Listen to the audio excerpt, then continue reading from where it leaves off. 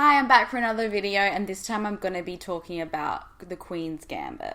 It was recently a mini-series just on Netflix. It's a limited series. It's really cool. It's a period drama based on a 1983 novel by Walter Tevis. I honestly wouldn't mind reading it, to be honest, so I might look into that and read that book. So it's set in the 50s and it goes into the 60s as well throughout the TV show. And it centers around Beth Harmon, who is a chess prodigy, and she's an orphan, and it shows her growing up and learning to love chess, and she also deals with drug addiction and alcoholism. Anya Taylor-Jones, her performance was incredible. She was just stunning, and her portrayal as Beth was very believable, very honest and raw, and I just you could feel for the character, you could relate to the character, you could just feel such empathy for her, and I think she did a brilliant job acting as Beth. I think just her unique look just added to it, and she was just so beautiful.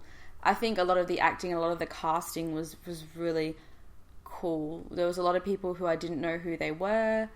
There were some I recognized, but most of it was new actors, really, like people who you don't really see a lot of. So I thought it was casted really well. So the first episode, it begins where she's an orphan.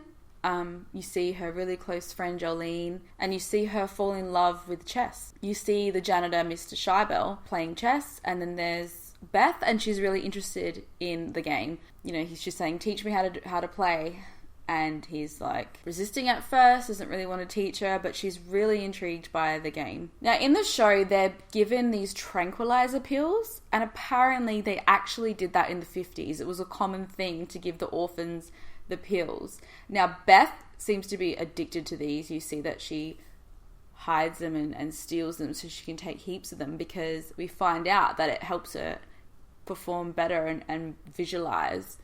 So once she's learning from the janitor, she goes back in her room and she's visualizing the chessboard up in her ceiling. You see that it's actually from the drugs. Because she was addicted to these pills and they get given daily, I thought this is going to head down a dangerous path. You could see that she's going to think that she needs those pills to play chess, and that's the reason why she's successful. Soon enough, we see that she gets adopted. At first, I was confused. I thought that her new parents, I didn't know why they wanted to adopt her. I thought she was a bit older, so I thought they'd want to adopt younger girls. I don't know. Yeah, I just wasn't sure why they wanted to adopt her. I didn't know if they heard anything about her, that she was good at chess or anything like that. So she was adopted by the Wheatleys, and I found it really sad that the husband was just horrible to his wife. He just was not interested.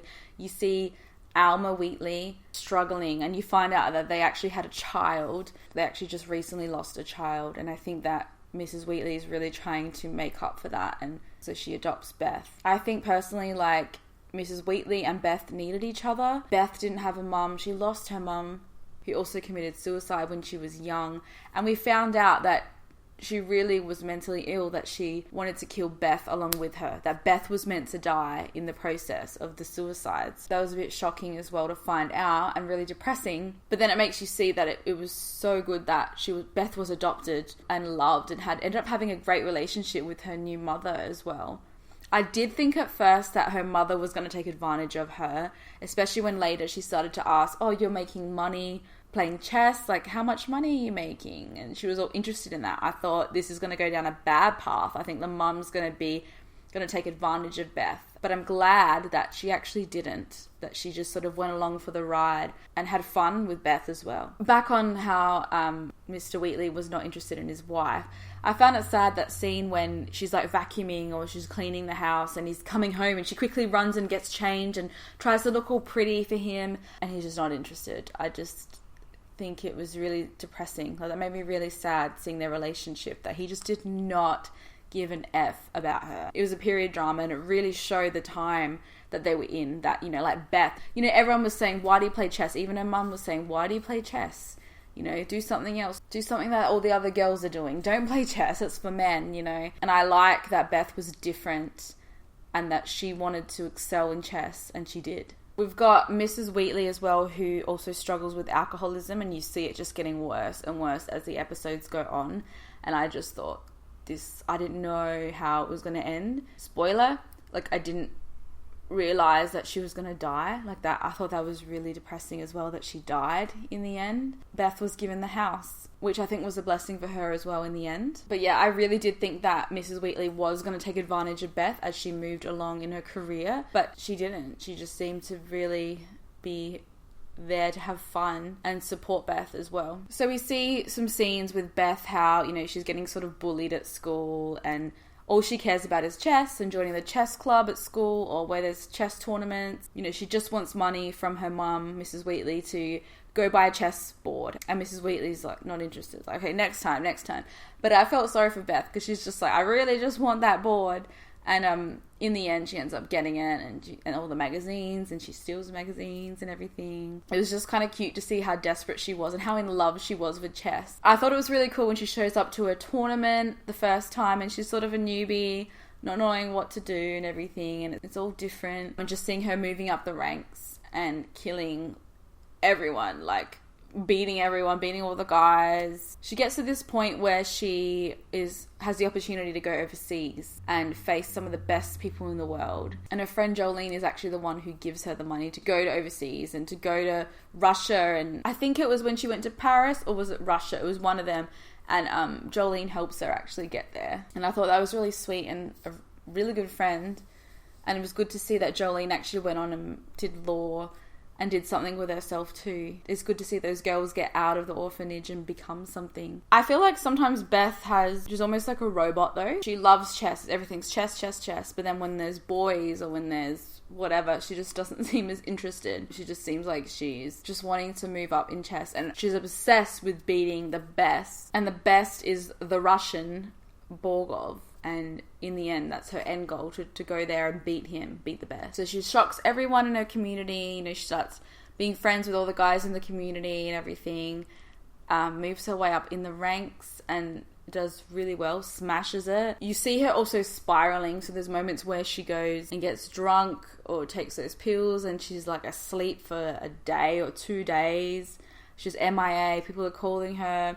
You know, and then she met that friend Cleo in Paris, and she finally gets to where she wants to be and challenges Borgov, and then she just does terrible. She rocks up and she's drunk from the night before. Like, why would you drink the night before? It's so important. You've traveled all this way and you're drunk and you can't perform properly, and she loses the game. That moment pissed me off. That Cleo girl pissed me off. And I think Beth just like, why? Like, she traveled so far, she worked so hard, and I think after that she spiraled anyway and had one of those moments where like no one could reach her for days. I felt a bit sad. I felt like she was a bit alone, but then it's nice to see towards the end all the guys like call her and try and help her beat this guy, because she has a rematch with him in the end in Russia. I thought it was so sweet that all those guys that were in her life that she became friends with called her and were trying to tell her what to do or help her out and help her win the game. And in the end, she beats Borgov. Like, I love that she ended up beating him. I thought originally she was going to beat him the first time, but I liked that there was that challenge, that she didn't just beat him straight out in the start. She had to come back to him. She had to grow a bit and beat him. And her friend Jolene also reminded her that everyone's rooting for her. Everyone's proud of her and wanting to see her succeed. You know, you see that moment one time when Beth goes back home and she sees the janitor. I think the janitor passed away, and she sees his office or down where she learned how to play chess, and there's just all pictures of her and her success. And I thought that was a really sad and sweet moment as well. And after that, she finally mentions his name and like who taught her to play chess. She mentions him. I was thinking like he deserves the credit. And so yeah, back to when she's facing Borgov, all her friends are supporting her. They're on the phone, and she uses the Queen's Gambit move. Now this move is when a player sacrifices their pawn. They do that to quickly take over the whole board. Now I'm learning briefly about chess. My husband loves chess and he taught me a little bit. After the show I was like, okay, I really should learn how to play chess. And so he taught me the basics of it. I've already probably forgotten it, to be honest. If I started playing, I wouldn't know which one goes where. But yeah, she uses the Queen's Gambit. I actually thought at the end that Borgov was going to be a sore loser and going to sort of walk out or be really angry or be like, you know, you cheated or this or that and cause some drama. But he actually shook her hand and was like amazed at how incredible she was. And I thought that was really sweet, the ending. I didn't expect that. I thought that it was gonna be a brutal sort of match in the end. I didn't think he was that nice of a person. I thought it was sort of judgy and like, she's a woman, she can't beat me. So it was really cool to see in the end that she beat him and he understood that she beat him fair and square. I loved the ending, how she was going to go back home, but then she stops and goes and plays chess with those old men, and they're all like, oh, congrats on the win, oh wow, like, you're a superstar, and she just plays chess with them. And I thought that was a sweet moment, because it was like it brought her back to her origins, really, of chess, where she was just playing with an old man. It was just simple, it was casual, it was not to compete, it was just casual. And I don't think she's ever played casual in a long time. She's always been training or learning or competing. It's never been just for fun. So yeah, I feel like it really came full circle at the end. I am not sure if there'll be another season. I don't think there will, to be honest. It is a limited series, and I think they should leave it the way it is, because what's more to tell? It was her journey of chess, of learning chess, becoming the greatest chess master in the world, really. She did it. There's not much more to tell, unless it goes on about what she's, maybe showing her in her chess world, and maybe there's going to be another challenger, not someone else who's just as good as her or something. Or maybe it's going to show like other women coming up and playing chess. I don't know, but I don't think there will be another one. But if there was, I would like to see what happens after with her career, and does she get married? Does she have kids? Anything like that. Otherwise, if they're just going to do it, it could potentially ruin it, and I don't want them to ruin it. I believe some shows that are limited series should stay that way. But yeah, that's it in a nutshell. It was a really, really good show. I absolutely loved it. I think me and my husband binged it in a weekend. It was a really good show. I highly recommend it. I would watch it again too. I would love to see a season 2, but at the same time, just because I love the show, but at the same time, if it's not meant to be, I understand that they should just leave it at that. So what are your thoughts? Did you like it? Did you hate it? I haven't heard anyone who's hated it yet. I don't know how anyone could hate it, to be honest. Even if you don't know chess. I don't know chess. I don't know anything about chess. Now I do, but I didn't before. And I loved the show. I love period dramas too. I love dramas in general. I love screenplays that are adapted from books. So yeah, I've got to read that book, I think. Have you read the book as well? Let me know. Like, is it good? Is it different? I'm really keen to read the book. And yeah. So I hope you like this review. Let me know what you think. And yeah, thank you so much for watching.